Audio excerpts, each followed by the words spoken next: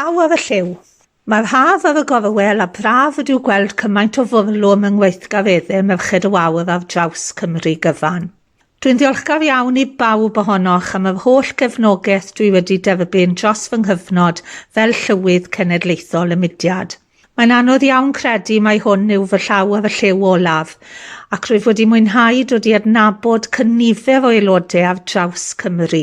Mae wedi bod yn fraint ac yn anrhydedd enfawr. Diolch o galon i chi. Edrychwn ymlaen yn nawr i'r wyl haf ar fair ei geinfed, lle fydd Cangen y Parc yn cyflwyno baner i ddathlu cyfraniad y diweddar Sylwen Lloyd Davies i waith Merched y Wawr. Gobeithio'n wir y bydd ysgol Bro Hyddgen yn oflawn o aelodau a phawb yn mwynhau, cystadlu a chymdeithasu. Bydd Eisteddfod yr Urdd yng Nghaerfyrddin, sioe frenhinol o dan ofal Gorllewin Morgannwg a chryw dwyfor ac arfon yn estyn neu croeso i Eisteddfod Genedlaethol Llŷn ac Eifionydd. Mae'n bleser cyhoeddi ein bod wedi cyrraedd carreg filltir arbennig, sef cyhoeddi 150 o bodlediadau, a gobeithio bydd sawl un yn cael pleser o wrando arnynt. Mae yn braf clywed fod llawer iawn yn cael pleser o wrando ar y podlediadau, a bod dysgwyr wir yn gwerthfawrogi hwy.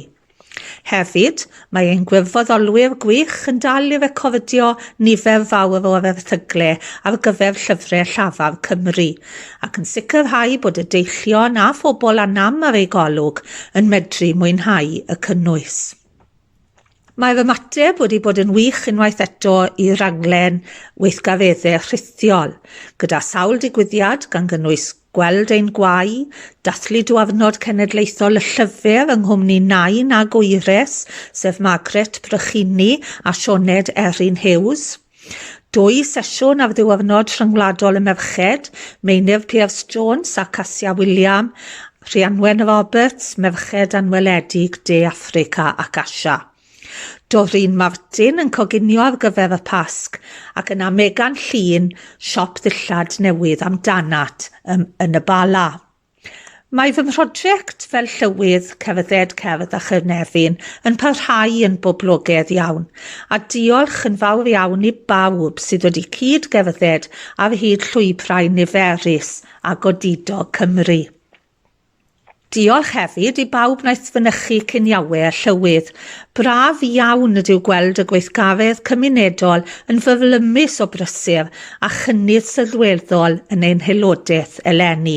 Hyfryd iawn oedd cael teithio i fyny'r gogledd i ymuno â chi ar gyfer y gino yn Deganwy Cys. Dwi'n mor falch fy mod wedi llwyddo i ymuno â chi ac wedi cael pleser a mwynhad pur.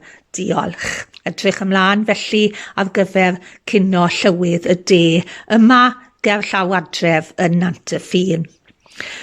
Rydym wir yn dathlu cefnogaeth eithriadol ein haelodau ac yn diolch am yr ysbrydoliaeth a dderbyniwn bob dydd gen i chi yr aelodau gweithgar.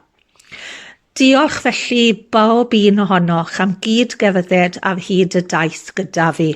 Mae wedi bod yn bleser pur. Cofio'n cynnes, Jill.